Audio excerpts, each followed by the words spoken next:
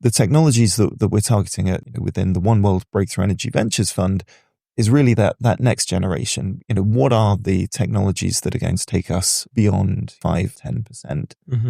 What are the technologies that can really scale and that can really change the trajectory of airline decarbonisation? Welcome to Sustainability in the Air, the world's first podcast dedicated to sustainable aviation. I'm your host, Shashank Nigam, the CEO of Simplifying. On this show, I speak with aviation leaders, innovators, and policymakers driving real action, separating the signal from the noise to spotlight what's truly moving the industry forward. The same focus that is at the heart of our new book, Sustainability in the Air, Volume 2. In it, Dirk Singer and I take stock of how far the industry has come and how far we still need to go. With the global carbon budget potentially running out by 2032, the clock is ticking. But the most promising solutions today aren't just environmentally sound, they are economically superior as well.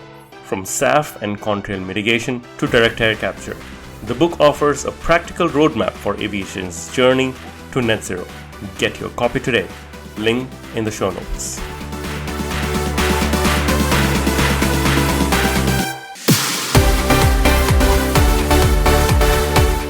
My guest today is Matt Ridley, the Director of Sustainability and Innovation at the oneworld Alliance. oneworld recently spearheaded the launch of a groundbreaking $150 million sustainable aviation fuel fund in partnership with Breakthrough Energy Ventures. Yes, that's Bill Gates' climate investment firm. In our conversation, Matt and I explore how airlines that often compete are now collaborating to accelerate the transition to cleaner skies. Matt also shares what it's like working with the Breakthrough team, how Singapore Airlines joined this initiative despite not being part of oneworld, and what he learned meeting Bill Gates in person. Enjoy this episode because it's not every day you get to hear how one of the biggest airline alliances in the world is working to decarbonize aviation. Matt, great to be speaking with you finally on the podcast. You've had a fantastic journey from IAG to oneworld. Tell us about this transition and how that's worked out for you. Absolutely. And thank you for having me. So obviously I was at IAG for 7 years, built up the investment capability, Hangar 51, which is now known as IAGI. And I was really brought in to look at the challenges faced by aviation and work out how we can engage with new technologies. Obviously, the biggest challenge for aviation over the next 25 years is sustainability. And lots of the technologies that we were looking at were really focused on reducing the environmental impact of aviation. And so, as you know, we were the first airline to invest in Zero Avia. We were in the first round of LanzaJet. We made some really wonderful investments, and I think that's credit to the incredible team, the incredible sustainability team at IAG. What about the transition to oneworld? Why oneworld then? Yeah, so I think I really enjoyed working alongside lots of our oneworld partners. So those co-investments that we did with Alaska, with JAL, with American.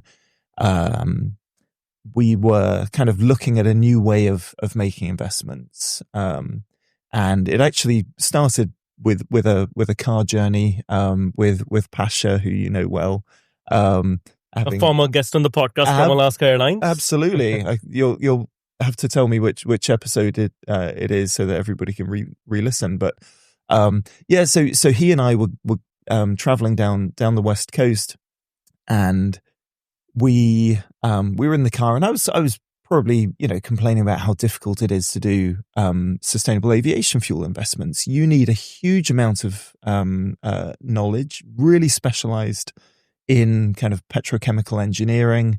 You need extreme experience in venture capital. You need a big team because you've got to kiss a lot of frogs before you find the technologies that are really worth investing in. You've got to have credibility with your management team when you take these investments, often to chief financial officers, chief executive officers of airlines. You need to have a very professional venture capital mindset as well in terms of portfolio management, in terms of diversification. And we were just talking about how to get all of these things while also having the strategic impact that we want to have as airlines.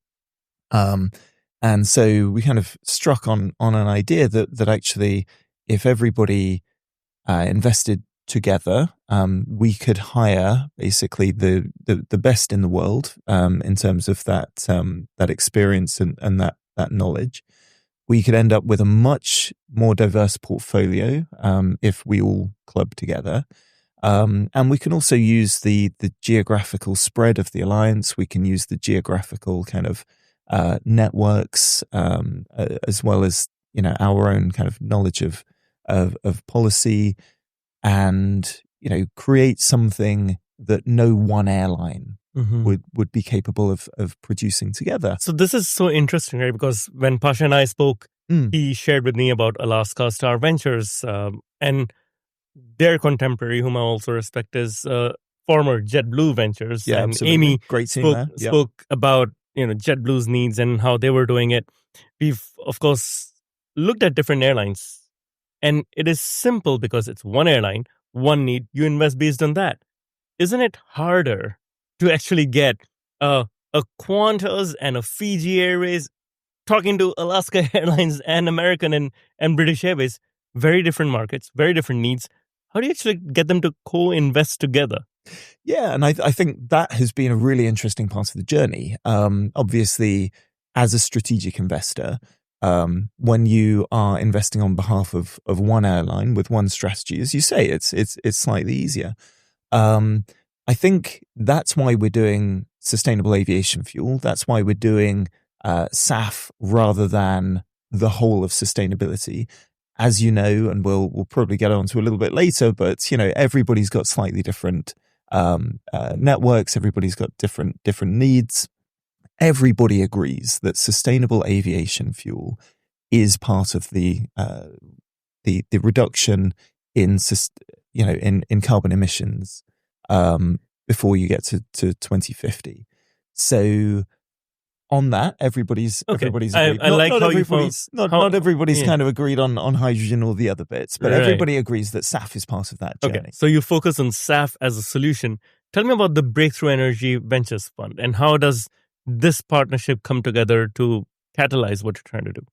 Yeah, I think so in that car journey, I think we isolated the problems, but in terms of solutions, we looked at a few different things. One is, one of the airlines starts a SAF fund and everybody else joins it, but it's really difficult to manage, as you say, those strategic benefits but we had that everybody United else Airlines Ventures. That's what United is doing. Yeah. They started the SAF fund and everyone joined in. Yeah, absolutely. And I think the thing that we wanted to do was make sure that everybody, whether they were a small investor or a large investor, got the same got the strategic benefits that they needed from the fund. So for those large investors that have got venture capital capabilities already, they are getting deal flow from this fund.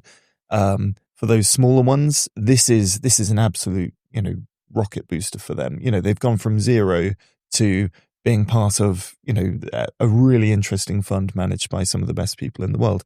I think the biggest things that oneworld gets from these from the relationship with Breakthrough is access to some of the best investors. It's really difficult. Speaking as somebody that's done it for as long as anybody in the world, investing on behalf of an airline is really difficult.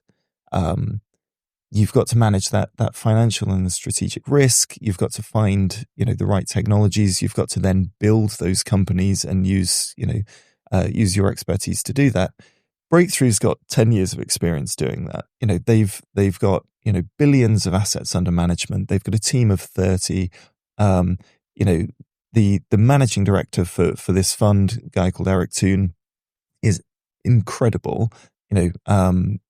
Fantastic, academic and entrepreneurial experience. Used to run the ARPA-E program for the Obama administration. Mm-hmm. So he's the kind of talent that airlines would struggle to attract and retain. And even if we did, we'd all be fighting over the same, like, one or two individuals. Right. There are too few people with that level of experience. So this is a mechanism that allows us to, share that experience and to all, learn and benefit from it.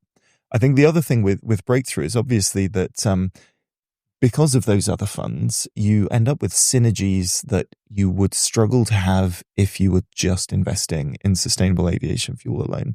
So when you look at the work that Breakthrough has done with nuclear fusion, with energy transmission, with geologic hydrogen, all of those things are pieces that can play in the energy transition puzzle for aviation, but we wouldn't have sight of if we were just doing sustainable aviation fuel. You've got the Catalyst program, the Fellows program that integrates with academia. So you're part of an ecosystem there that, again, we can leverage as airlines. So you mentioned Eric, who's quite a rock star. How did you manage to recruit Eric? He is so passionate about liquid fuels. Dangerously passionate, weirdly almost passionate about liquid fuels. Okay, interesting. About hydrocarbons. No, he is an absolute rock star. And the funny story about how we ended up with Eric, or how Bill Gates ended up with Eric. So Bill Gates was looking for a director of technology for Breakthrough Energy Ventures, and he has a shortlist. And he interviews the shortlist and notices that they've all basically given the same guy as a reference. So instead of hiring anybody from the shortlist, he goes straight to this guy who's giving them all references and recruits him. And that's Eric Toon at Duke. And yeah, he's just a wonderful individual. Wow, what a great story. Thank you. So it seems like Breakthrough Energy Ventures is indeed bringing quite a bit to the table, which would have been hard for just one airline to get. I want to focus on the other side as well. Why is an alliance the right vehicle to do this? Because traditionally, alliances have even struggled to jointly procure fuel, let alone invest in future technologies around fuel. Yeah, and I think my boss Nat Pieper, he's fantastic, and he always talks about these initiatives of scale. So what are the things that airlines can't do or are better at when they combine their forces? What are the things that we are better at together?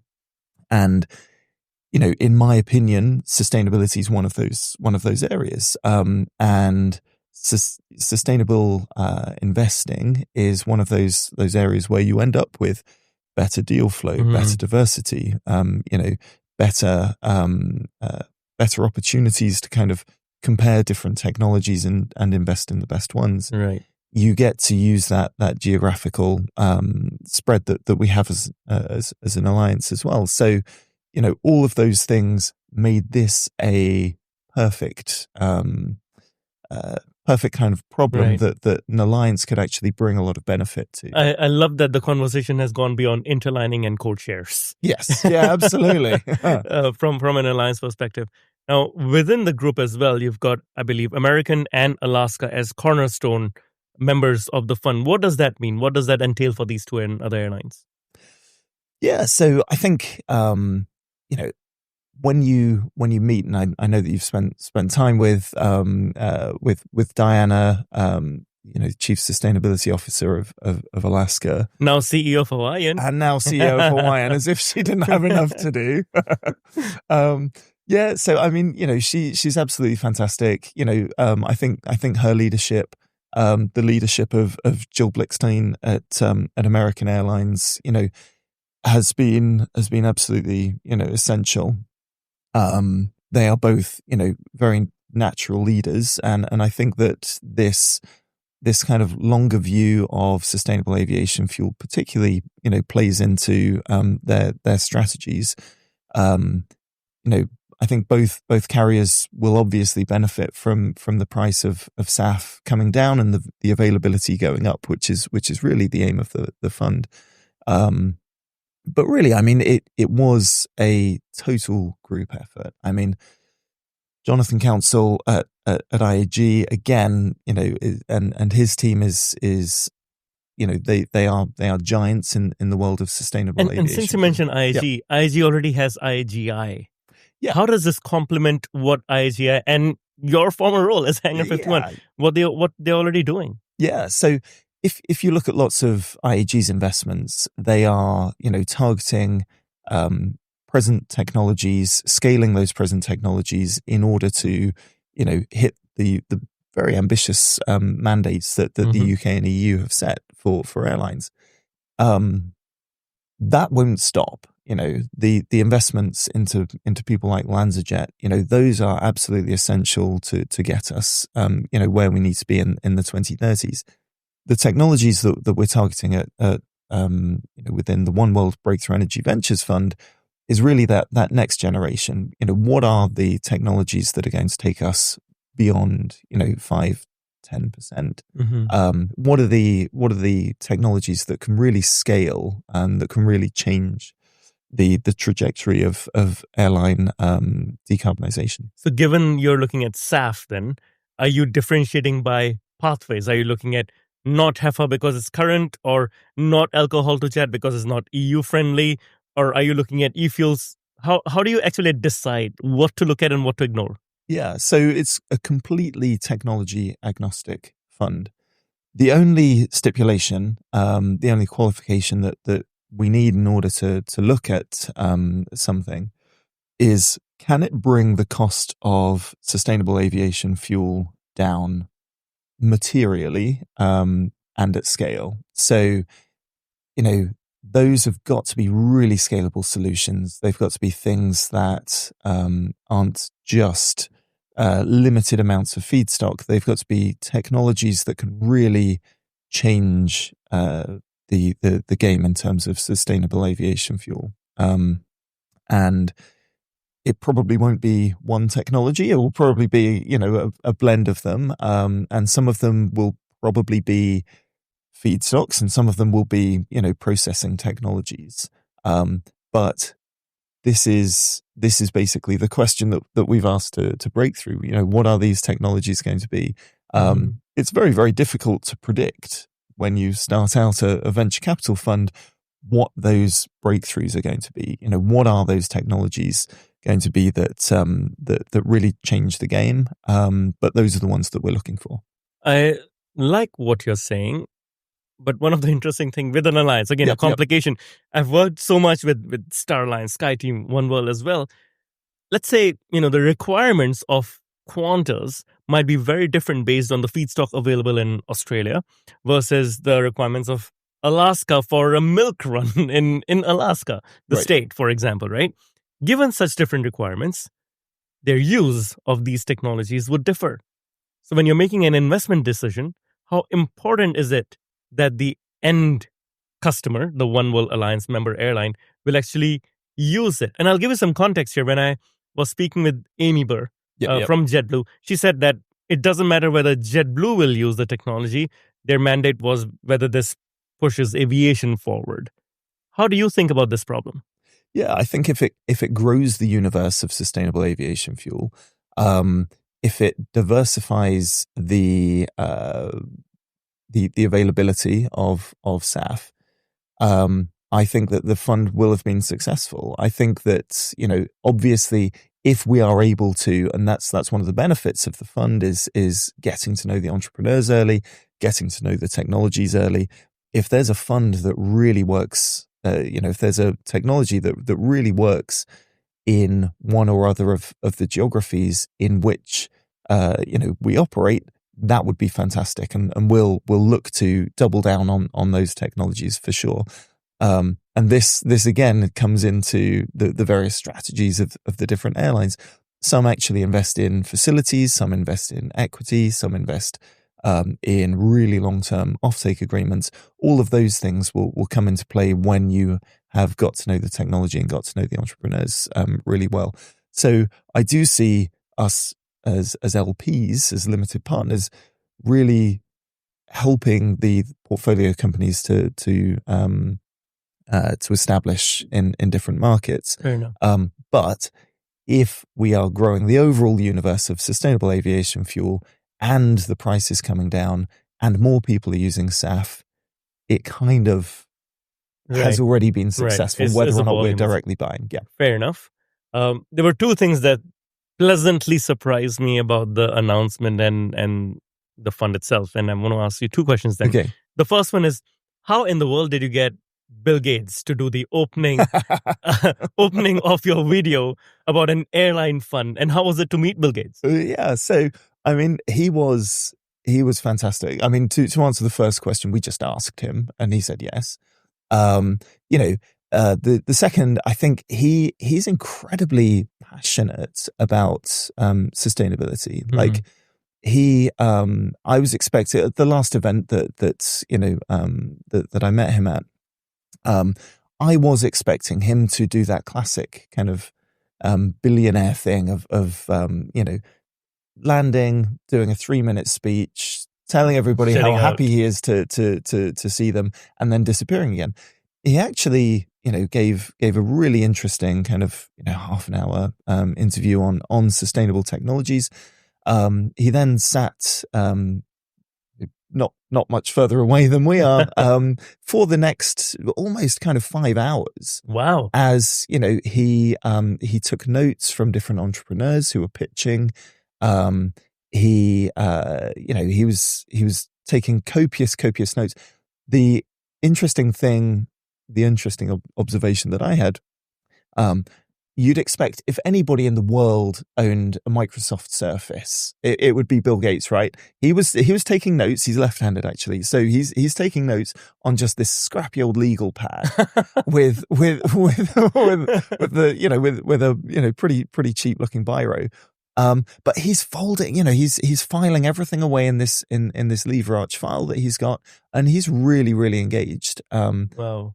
He was working harder, I think, than anybody in that room to make sure that that he's going to have that impact, and that he's funding the right technologies to genuinely help the world to hit its decarbonisation targets. Very interesting. The second part is one of my favorite books is called A Team of Rivals. And it talks about how Abraham Lincoln brought together a number of his foes, former political foes, to, work together with him. You just managed to get Singapore Airlines onto this fund, which is not part of oneworld. I don't think it actually codeshares with too many oneworld airlines as well. Why is Singapore Airlines interested, and how did you get them on board? I mean, they're just great guys, and actually, I think they said it in their press release. They are just looking forward to working with like-minded teams that have the same ambition. And when you go to Singapore and you see, sustainability is part of their culture. And yeah, we're really looking forward to working with the team at Singapore. They already had a great relationship with Breakthrough Energy as well. So that was an easy, that was a natural fit. Okay, that's good to hear. Where do you see the fund going? You've started with 150 million. Mm-hmm. By when would this be all invested? What's the direction to Breakthrough Energy Ventures? And how do you see new airlines joining? Has this created a lot of interest from within oneworld? Other airlines saying, you know what, I'm going to raise my hand and jump in as well. What about airlines from outside oneworld? Yeah, so every airline has got its own processes, priorities, strategies. So getting the airlines that we managed to get all over the line at exactly the same point was challenging enough. I think the airlines that we've got are all fantastic leaders in sustainability, and we're working with a number of other oneworld airlines to see, how we can make this fit within their own strategies. We're also talking to a number of close partners on, how we do this together. I think it's easier now that we've launched it. It's public. It's a real thing. People can see what it's doing. People can see the investments that it's making. So I think it'll be easier now to explain to partners, explain to people, really what the goal of the fund is, what the mission of the airlines that put it together are. So we are, looking forward to further announcements in the future. Okay, I'm excited about that. Now, alongside the Breakthrough Energy Ventures Fund, you've committed to buying over 550 million gallons of SAF through traditional purchase agreements. So how do these two approaches, buying existing fuel, investing in future technology, how does this work together? Yeah, so I don't think that, we're going to get to 2050 and then just magically, get to zero. We'll obviously need to be supporting the market that exists today, as well as building the market that we can buy from in the future. That's really how these two things come together. When you look at some of our member airlines, they have really well-established sustainable, aviation fuel purchase programs. And the aim of the fund is really to help that pipeline of suppliers continue, that we can be buying sustainable aviation fuel from in, as I said, the kind of 2030s, 2040s. oneworld was also the first to join IATA's CO2 Connect program. Yep. And this provides passengers with flight-specific emission data, a bit like Google Flights. Yep.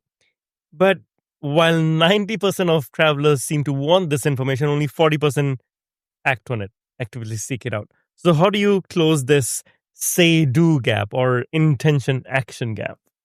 Yeah, I think the clearer that you make it for customers, what you're actually doing, the steps that you're actually taking, you make it easier to compare as well. That's making it all easier for the consumer. And I think the work that IATA is doing with the CO2 Connect calculator is fantastic in just making it really clear, what that level playing field is like.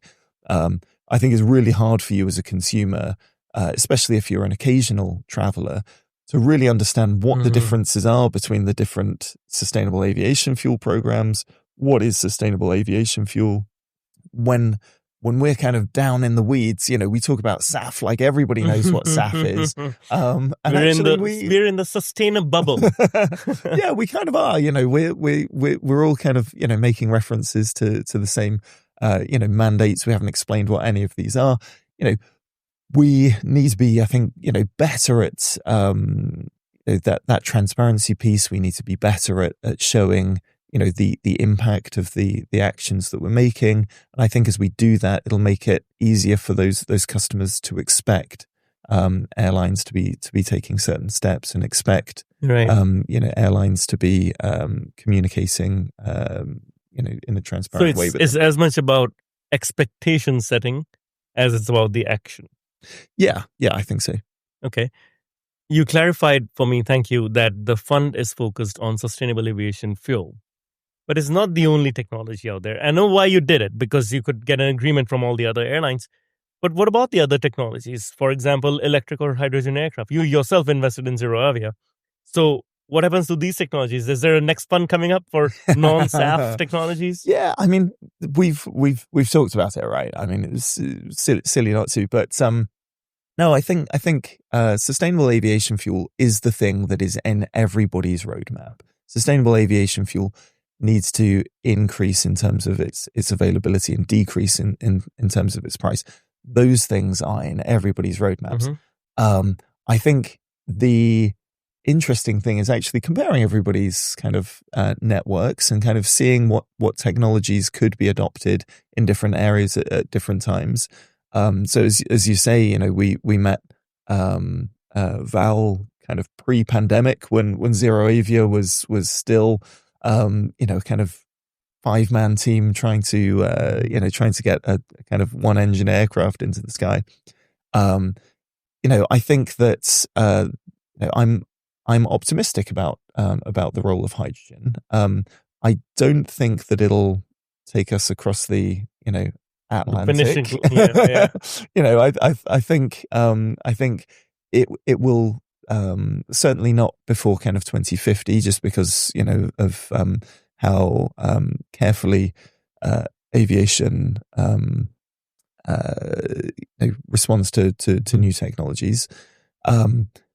But I think that if I was sitting where Pasha is in Seattle, kind of looking at some of the local routes, I'd be thinking actually, hydrogen, could play an important role. In fact, they're working very closely with ZeroAvia, and they've even I think there was a Q400 that is being repurposed for ZeroAvia. Yeah, so Painfield. Absolutely, I've been to the hangar. It's fantastic, and it's wonderful to kind of see that journey from kind of really small team trying to raise a kind of seed of Series A to actually being in that hangar with some of the fantastic engineers that ZeroAvia has, and seeing the ambition that they have. It's wonderful, and we need all of those new technologies to play their role in us hitting the goals that we have for 2050. What about, we spoke about hydrogen and electric.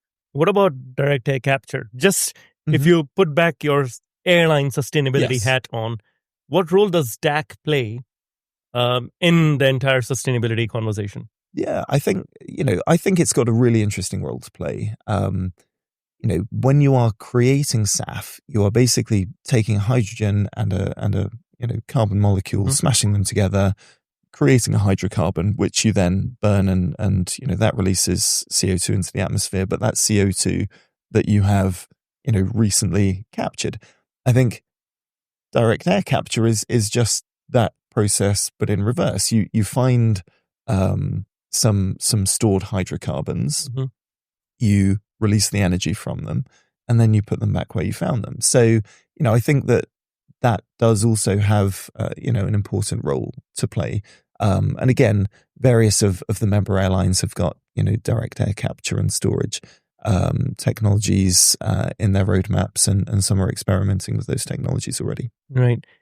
Every time I speak to an airline CEO, I get the pushback that aviation is just 2 to 3% of total emissions. Yep. But we all know here that aviation is growing much faster than the decline in growth of emissions.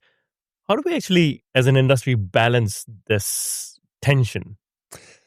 Yeah, I mean, it is difficult. I think the things that we need to remember are, 80% of the world population hasn't yet taken a flight. And, it's such an incredible, privilege. It's such an incredible driver of economic and cultural and social growth. That I think the world should be entitled to see other parts of the planet. So it's not aviation that's the problem; it's the source of our energy that's the problem. It's the carbon dioxide that is emitted by travel that's the problem. So I'm not one of those people that thinks that aviation has to shrink and become less available in order to manage its environmental footprint. I think that we can grow with the right technologies and with the right mindset and with the right investments, and still manage to reduce our environmental footprint over time. Right. That is the same opinion I have. And often on the podcast, I've butted heads with some climate activists who have come and said, I will never fly to New York because of the emissions of that flight. So hopefully we can change that. If you could accelerate one aspect of aviation's sustainability transformation, what would have the greatest impact? Is it technology development? Is it policy support? Is it consumer behavior, or something completely else? Yeah, so I think obviously there's a huge role for consumer behavior. I think at the end of the day, it's the customer that will decide. But I think the customer will decide based on economics, and I think that's the role that government has to put in place. For these new industries to grow, there should be support for them, but essentially the technology is the thing that's going to that's really going to be the game changer. And I think you nailed it, right? It's not aviation that's the issue, it's the source of the fuel. Right? So if we can transition that source, then we can actually have a solution that works for everyone.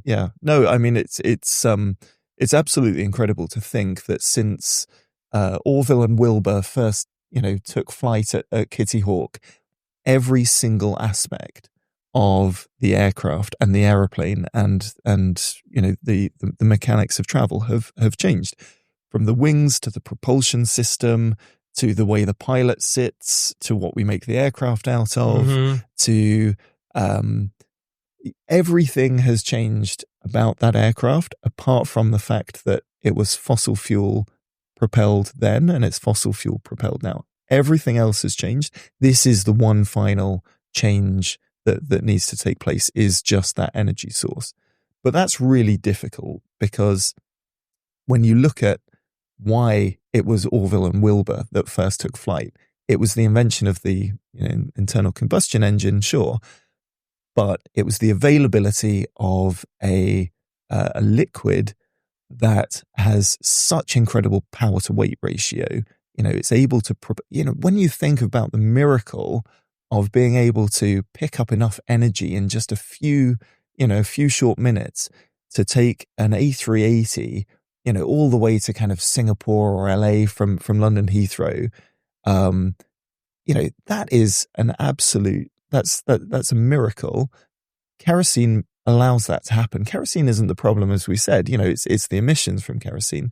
And I think that's one of the reasons that sustainable aviation fuel isn't a transition fuel. It's a fantastic chemical that allows for the modern aviation industry to function.